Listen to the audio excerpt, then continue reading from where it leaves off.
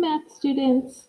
So this video is to help you with your focus notes assignment for Unit 1. So this is your first focus note assignment, and you will have one in each unit of this course.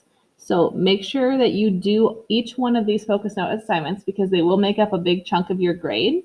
And as you go through this video, you want to write down on your focus notes paper and fill it in as you go. So when this video is over, you'll be done with the focus notes assignment.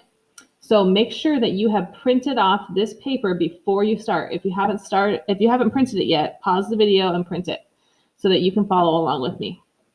Okay, so step 1 is the directions. So it says watch the focus notes walkthrough video. So that's what we're doing right now. Print this form and work through it on a separate sheet of paper. This assignment should be handwritten, so that's why I want you to print it. If you absolutely can't print it, then go ahead and do it electronically, but handwritten is what we really want. Follow the directions in each box, and then submit a picture or pictures of your work. So when you're done with this assignment, you're going to take a picture of each page, or you can scan it in if you have a scanner. You can just take a picture with your cell phone, whatever works for you. And then prepare to summarize your reflection in a flipped grid video. So I'll get to that part at the end. So number 2, the essential question. So this is what this whole notes assignment is actually about. How can you determine if a relation is a function? So we're not actually answering this question right now. You don't need to write anything here. This is just the question that these notes are all about. How can we determine if a relation represents a function? So number 3, the initial question. So this is like our big question. Now we're going to break it down a little bit. What does it mean to be a function? So again, we're not actually answering this right now. We're just going to identify where in the lesson we find this information. So your source or sources, you're going to list it here. So what does it mean to be a function? So you'll want to go back to the lesson for this part. So let me go back in here. So I have the course open right here, and this is the lesson on what is a function. And so let me figure out what lesson number that was because I had already clicked on it here. Oh, this looks like it was 1.1. So when you're doing any of these assignments and you want to find the lesson, you just go here to your module screen and you can scroll through the entire course. So since we're talking about what is a function, I clicked on this lesson that was what is a function. And we're going to find some helpful information here. So I'm going to write this down as one of my sources. So lesson, I'll show you here what I'm writing. Lesson 1.1. That's where I'm going to look for all of this information because that's going to tell us what is a function. So number 4, academic vocabulary. So all of these words are important to what we're going to talk about here. And so we need to figure out what the definition is. So it says provide a definition and numeric example of the following keywords. So we have relation, function, input value, output value. So I'm going to hop back to the lesson and I'm going to try to find these different words. So the first one was relation. So usually in these lessons, the vocab is clearly stated because it's underlined. So right here, here's the first one. A relation is a relationship between two sets of values, inputs and outputs. So I'm going to write that exact thing on my definition right here for number 1 for relation in my definitions. So I'm going to just copy that exact thing. So a relationship. So you should be writing this down too. Between two sets of values.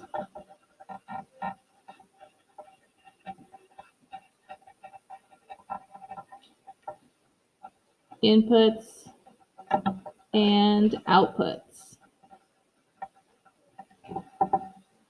So all I did was copy directly from the lesson and I wrote down my definition right here. So you should do the same thing. The next one says function. We also have input and output. So I'm going to look for those in the lesson. So I see that input comes first before function. So I'm going to jump down and write the definition for input right now because I see that one right here. And input is the value that is put into a relation. So I'm going to write that down. And you should too. The value that is put into a relation. So I just wrote that down on my vocabulary section. And then output I saw was right there on the lesson as well. So output is the value that results from putting an input into a relation. So I'm just going to copy that exact same thing down on my vocab right now. The value that results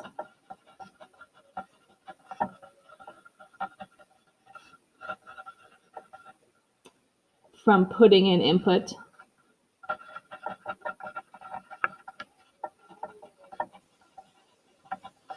into a relation.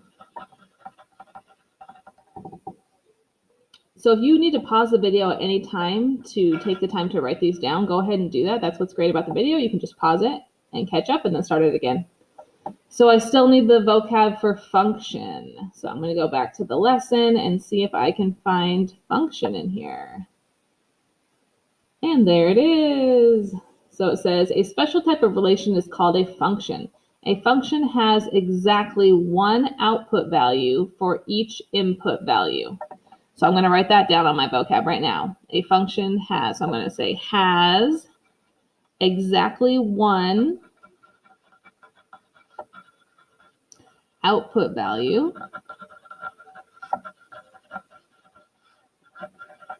for each input value.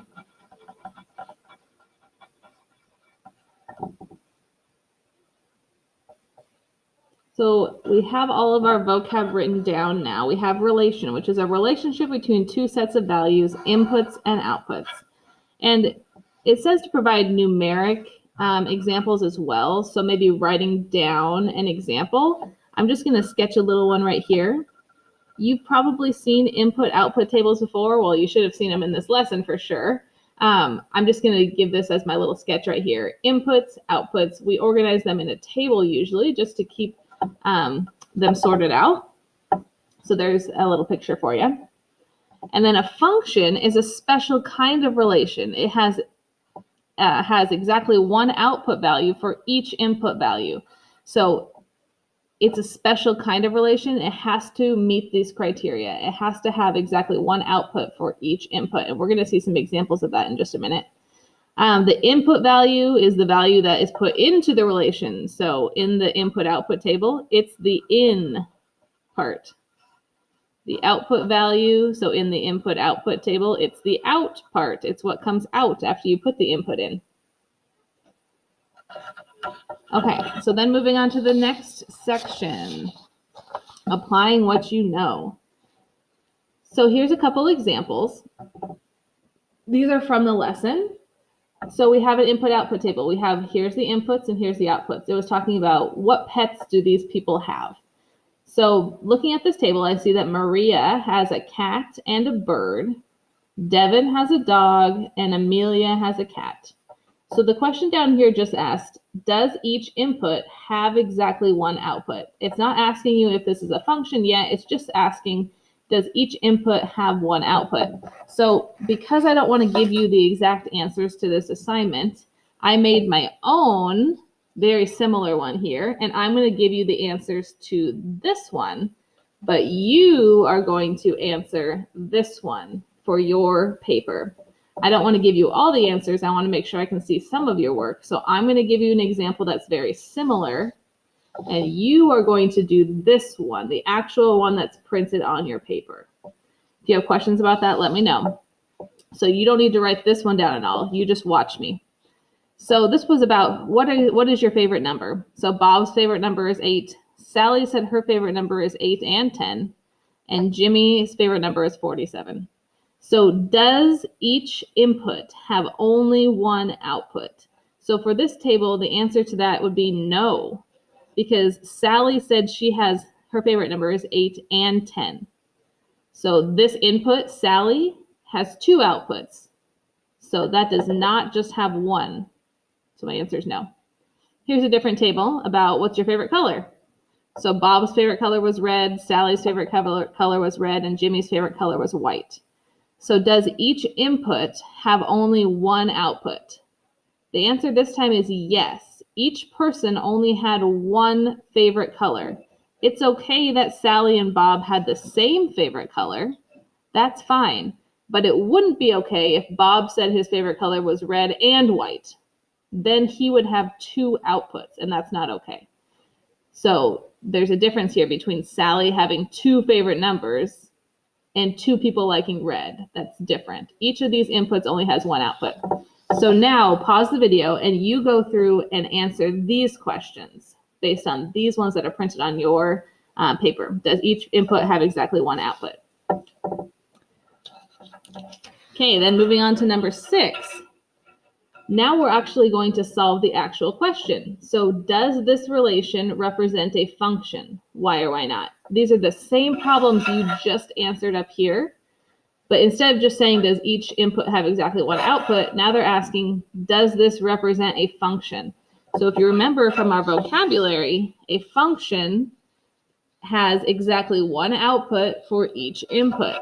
So based on what you answered above, you're now going to answer, is this a function?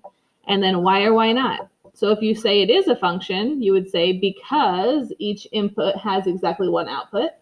If you say it's not a function, you would say because each input does not have exactly one output. So go ahead and pause the video and answer the actual question. Does this represent a function? And then why or why not? Okay, moving on to the next part. So you don't have this little handwritten section here. Those are going to be my examples. So 2 more. Does this relation represent a function? Why or why not? So now we don't have names and colors or pets or whatever our other examples were. These are numbers. So we're going to do the same thing. We're going to figure out, is this a function? Does each input have one output? Now, again, I'm not going to give you the answers to the actual ones on your paper. I'm going to be doing this example. You do not need to write this example down at all. You just need to watch, and then you'll answer the one that's printed on your paper. So in my table right here, I'm looking at my inputs. I have 6, 7, 7, and 8. So I notice that I have 7 twice. So I need to make sure that that input only has one output. So here, 7 has an output of 5. And then down here, 7 has an output of 10. So this input 7 has 2 different outputs. So that is not a function. So if I was answering the question about this table, I would say this is not a function because 7 has 2 outputs. So now you want to answer the question about this table right here that's printed on your paper. So go ahead and pause the video if you want and answer the question about this table. Is it a function and why or why not? Then the second example over here, again, I wrote out my own example so I can show you. I'm looking at my inputs here. I actually don't have any inputs that are repeated. I do have some outputs that are repeated, but remember, that's okay. It's okay for -6 to have an output of 7 and -10 to have an output of 7 because each of these inputs only had one output. So for me, this one, I would say, yes, this is a function because each input only has one output. So now you're going to pause the video and answer the question about your table that's printed here on your paper. And the last step of these focus notes is to kind of summarize and reflect on what you just learned doing these notes. So right after this assignment, you're going to have a second assignment that asks you to respond either in writing or via a video post to a Flipgrid discussion. So you have a choice if you want to respond with words or if you want to just record a quick video. The video is probably easier and quicker to respond to, and we would love to hear you actually talk out your response. So I would prefer this one. If you absolutely can't do that or don't want to, you can respond in writing as well. So now we're answering that question way back from the beginning on the very first page of the notes. The very first thing, how do you determine if a relation represents a function? Now you're going to actually write out your answer right here. So what did you learn on these notes? How do we determine if a relation is a function? So you can go back and look through everything that you just did, and then you're going to write out a summary right here. I'm not going to write out the summary for you because I want to hear what you have to say. How did you learn it? What would you answer here? And how can this knowledge be applied in solving future problems? What would you use this for? Where else have you seen input-output tables or heard the word function? So write something here as well. Again, I'm not going to tell you this part. You're going to write it out. And then this is the part that you're going to use in the next little assignment. You're going to respond either in writing or on that Flipgrid video and tell me what you just learned from these notes. So don't skip this part just because I didn't write down the answer for you. Take a minute, write down your answer, and then you're going to use that on the next part.